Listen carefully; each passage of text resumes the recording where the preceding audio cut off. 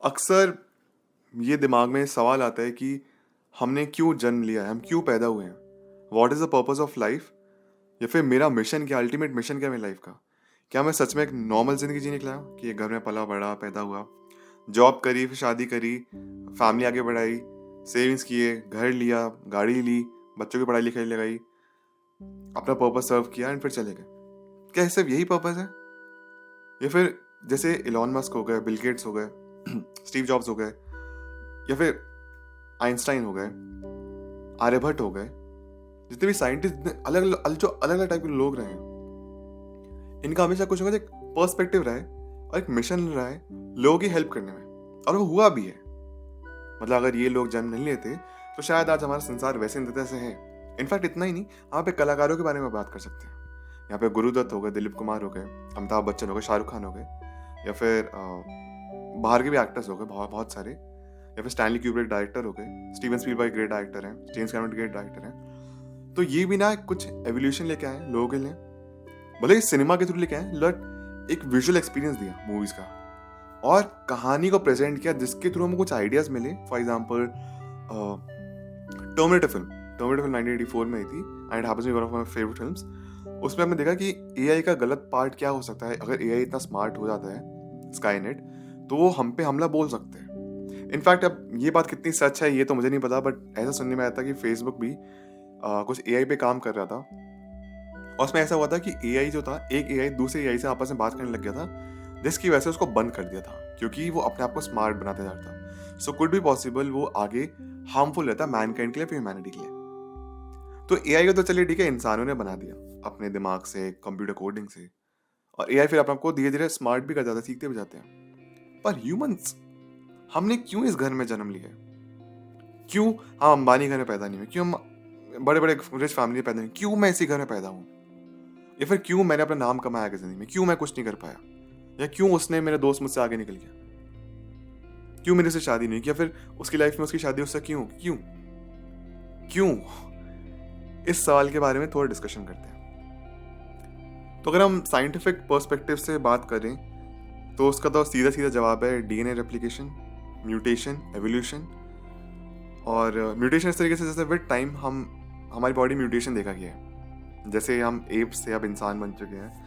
या फिर DNA replication, जो हमारे डीएनए बहुत इन्फॉर्मेशन पास ऑन करते हैं इस बॉडी से दूसरी बॉडी में, हमारे पूर्वज से लेके हम में कुछ आया है, और फिर हमारे एंसेस्टर से जो हमको मिला वो हम अपने डिसेंडेंट्स में भी देंगे। एक ब्रिटिश एवोल्यूशनरी रिचर्ड डॉकिंस, एक बायोलॉजिस्ट हैं जो कि साइंस कम्युनिकेटर भी, ऑथर भी हैं। वो डिस्कस करते हैं अपनी सेल्फिश जीन थ्योरी के बारे में। वो ये कहते हैं कि हमारा काम बस इतना है कि हम सर्वाइव करें, अर्थ पे हम सर्वाइव करने की कोशिश करें, जिंदा रहने की कोशिश करें। आजकल हमको काम करना पड़े, हमको काम करना पड़ेगा ताकि हम अपना पेट भर सकें, पैसा कमा सकें, और दूसरा रिप्रोड्यूस कर सकें ताकि हमारे बाद आगे जनरेशन आए और अर्थ जो है चलती रहे, वर्ल्ड जो है चलता रहे। क्योंकि अगर सब लोगों ने एक साथ काम करना छोड़ दिया, पैसा कमाना छोड़ दिया, कुछ दिनों में सब लोग मर जाएंगे, खाना वाना नहीं होगा। मतलब सब कुछ आज हम स्टिल बैठ जाते हैं और कुछ नहीं करते तो we all will die. Evolution नहीं होगा एक पॉइंट के बाद। तो रिचर्ड डॉकिंस ऐसा कहते हैं।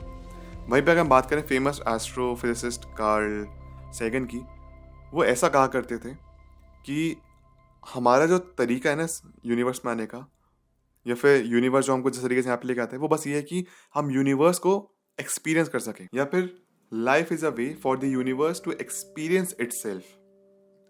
यूनिवर्स हमारे थ्रू, हर एक इंसान के थ्रू, चाहे चींटी हो, इंसान हो, हाथी हो, जानवर कुछ भी हो, हमारे थ्रू एक्सपीरियंस कर पाए, और हम भी यूनिवर्स के थ्रू एक्सपीरियंस कर पाए इस गिफ्ट को जो कि ऊपर वाले ने हमको दिया है।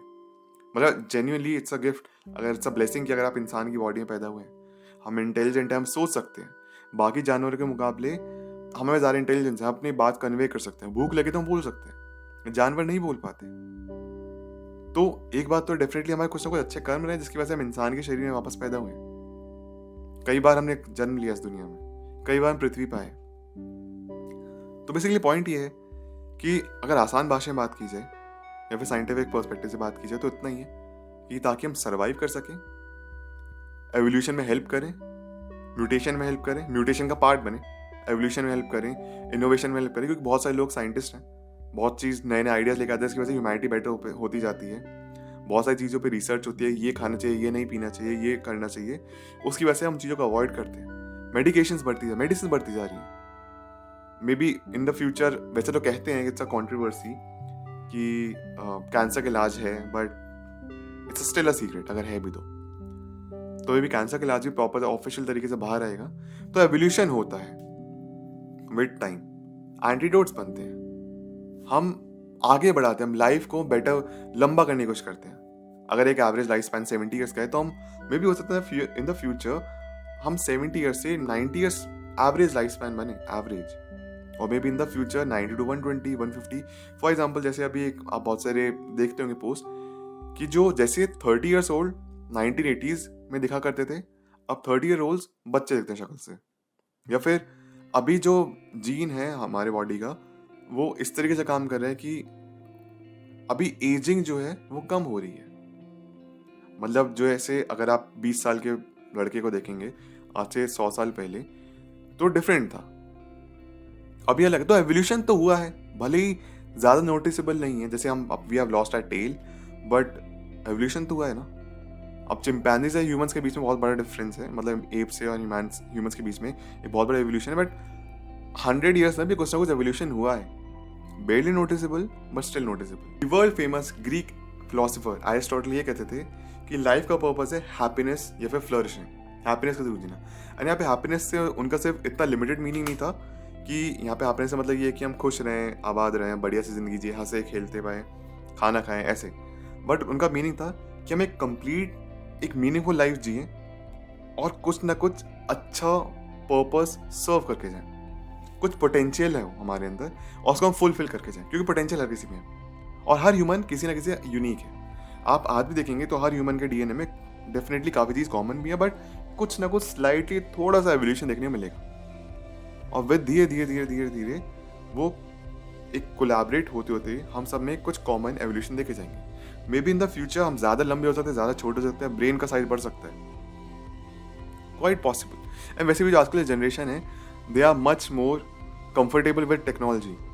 मतलब अगर हम अपने फादर वादर की जनरेशन की बात करें तो टेक्नोलॉजी का तो स्ट्रगल करते हैं, बिकॉज उनके टाइम पे नहीं था, उन्हें बचपन में नहीं दिखाया। वैसे भी बचपन ये जब यंग एज होती है जहाँ पे आप टेक्नोलॉजी के थ्रू कंफर्टेबल फील कर सकते हैं, जल्दी सीख सकते हैं, उस एज में डिफिकल्ट होता है और ये बात हमको समझनी भी चाहिए। ऑल्सो एरिस्टोटल ये भी कहते थे कि कंप्लीट हैप्पीनेस अगर किसी को चाहिए तो उसका मतलब ये है कि अपनी हेल्थ पे ध्यान दें, अपने डिफरेंट सेक्टर्स ऑफ लाइफ पे ध्यान दें, अच्छे रिलेशनशिप्स बनाएं, सोसाइटी कुछ कंट्रीब्यूट करें, एक अच्छी मीनिंगफुल लाइफ जिए, बेकार की चीज़ों में अपना टाइम वेस्ट ना करें। वहीं पर अगर हम स्पिरिचुअल पर्सपेक्टिव से बात करें फिर और फिलॉसफी में डीप जाएं, तो उसका मतलब ये है कि शायद हम इस पृथ्वी पे अपने कर्मों को भुगतने के लिए आए हैं।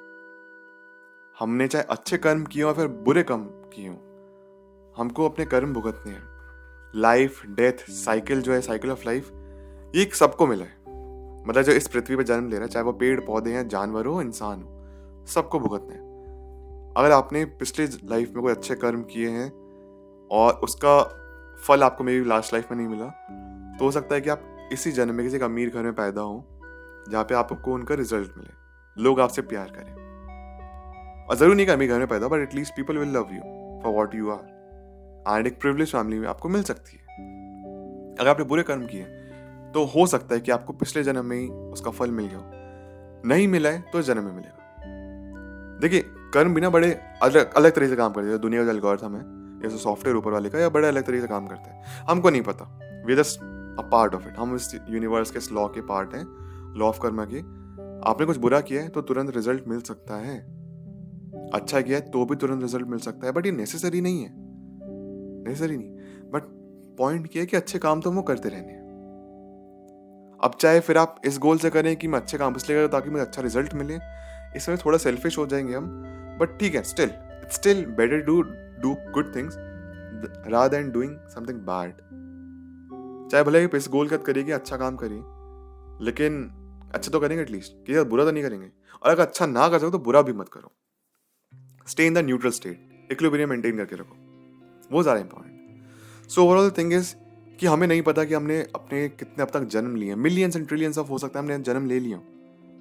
क्योंकि जैसे मैंने आपको एक बार पहले बताया था कि अगर हम, जरूरी नहीं कि हमने लाइफ जो है, हम फर्स्ट टाइम लाइफ को एक्सपीरियंस कर रहे हैं। जिन लोगों के नियर डेथ एक्सपीरियंस रहे हैं उन्होंने बताया है कि मैं इस पाथ से कई बार गुजर चुका हूँ या गुजर चुकी हूँ आफ्टर डेथ। उनको याद आया है, अरे हाँ यहाँ से तो बहुत बार गुजर चुके हैं। उनको किसी की डेथ हुई, उनको समझ आया कि ये तो बहुत बार हो चुका है अपने स्पिरिचुअल वर्ल्ड में, बहुत बार हो चुका है। मुझे याद भी है कि मेरी लाइफ का पर्पस क्या है, बट ये बहुत रेयर और या फिर बहुत फ्यू एग्जाम्पल्स हैं। अब coming back to the question कि हमारा पर्पस क्या लाइफ का, एक बात तो है साइंटिफिक पॉइंट ऑफ व्यू से कि हमको म्यूटेट करना है, हम म्यूटेट करेंगे, रिप्रोड्यूस करना है, या फिर हमको इन्फॉर्मेशन इधर से उधर पास ऑन करनी है, सर्वाइव करना है इम्पोर्टेंटली। वहीं पे अगर हम थोड़ा काइंडनेस ऐड कर दें तो जितना भी हम कुछ कर रहे हैं उसके साथ साथ अगर आप नॉर्मल फैमिली चाह रहे हैं, which is very good, 9 to 5 job हो गई, अपनी हैप्पी फैमिली जी रहे, just definitely a very good life. ज़रूर नहीं कि हर कोई सोचे कि नहीं मुझे उतना बड़ा बनना है, ये भी गलत बात है बोलना। ऑफ कोर्स मैं यहाँ पे मटेरियलिस्टिक नहीं होने के लिए बोल रहा हूँ, ऐसा नहीं कि बी मटेरियल, मैं मटेरियलिस्टिक हूँ, बट द पॉइंट इज कि जो जिस तरीके की लाइफ जीना चाहता है दैट इज़ वेरी गुड। मैं अमीर बनना चाहता हूँ, दैट इज़ गुड। मैं एक नॉर्मल लाइफ जीना चाहता हूँ, that is also very good.